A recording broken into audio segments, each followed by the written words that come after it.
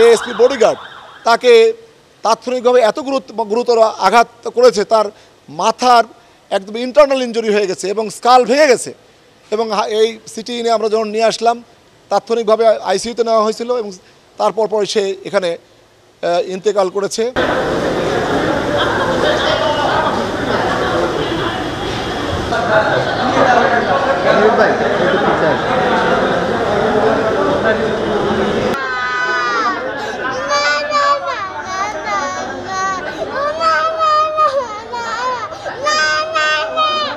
পয়লা জুলাই থেকে বৈষম্য বিরোধী বা নিপীড়ন বিরোধী যে ছাত্র আন্দোলন হচ্ছিল খুলনায়, এখানে পুলিশ সর্বোচ্চ ধৈর্য এবং সহিষ্ণুতার পরিচয় দিয়েছে।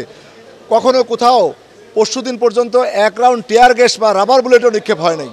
পরশুদিন তারা একবার পুলিশকে আক্রমণ করলো, পুলিশ কিন্তু ধৈর্য ধারণ করছে এবং শুধুমাত্র টিয়ার সেল ব্যবহার করছে, আর কিচ্ছু ব্যবহার করে নাই। এবং আজকেও তারা সারা দিন তারা ছাত্র আন্দোলনের নামে এর আড়ালে নিষিদ্ধ ঘোষিত কিছু সংগঠন, গতকাল যাদের নিষিদ্ধ করা হয়েছে, তারা সহ সরকার বিরোধী কিছু লোকজন ভিতরে ঢুকে প্রায় 4-5 হাজার, প্রথম যখন এখান থেকে বের হলো শিববাড়ি মোড় থেকে, তখন কিন্তু সংখ্যা 1000-এর মতো ছিল।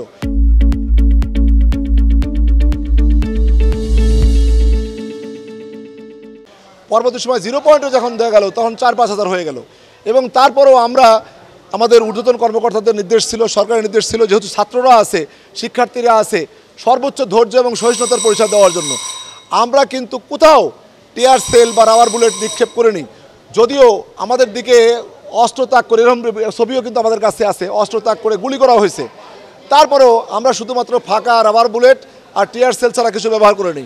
এরপরে সন্ধ্যার সময় যখন ফেরত যাচ্ছে তারা, তখন গল্লাবাড়িতে আমাদের ফোর্সটা ছিল, এই ফোর্সের উপরে আকস্মিক তারা আক্রমণ করে তারা সেই 13-14-15 সালের মতো আমাদের এই ফোর্সকে, 15-20 জন ফোর্সকে পিটিয়ে গুরুতর আহত করে। এবং আমাদের এক ভাই কনস্টেবল সুমন, আমাদের এক এএসপি বডিগার্ড, তাকে তাৎক্ষণিকভাবে এত গুরুতর আঘাত করেছে, তার মাথার একদম ইন্টারনাল ইনজুরি হয়ে গেছে এবং স্কাল ভেঙে গেছে।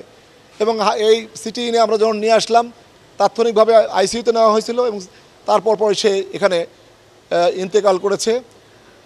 আমরা এর বাইরে একজন আইসিইউতে আছে, 20-25 জন এখনও বিভিন্ন হাসপাতালে তারা যন্ত্রণার সঙ্গে কাতরাচ্ছে। আমরা স্পষ্ট করে বলতে চাই যে আমরা এই যে বৈষম্য বা কোঠাবিরোধী আন্দোলনে সর্বোচ্চ ধৈর্যের যে পরিচয় দিলাম, আপনারা অনেকে বলছেন সংঘর্ষটা তো কোথায় না, আমরা যদি কাউকে আঘাত করতাম তাহলেই সংঘর্ষ বলতে পারেন, তারাই তো আঘাত করলো, তাদের তো কেউ আঘাতপ্রাপ্ত হয় নাই।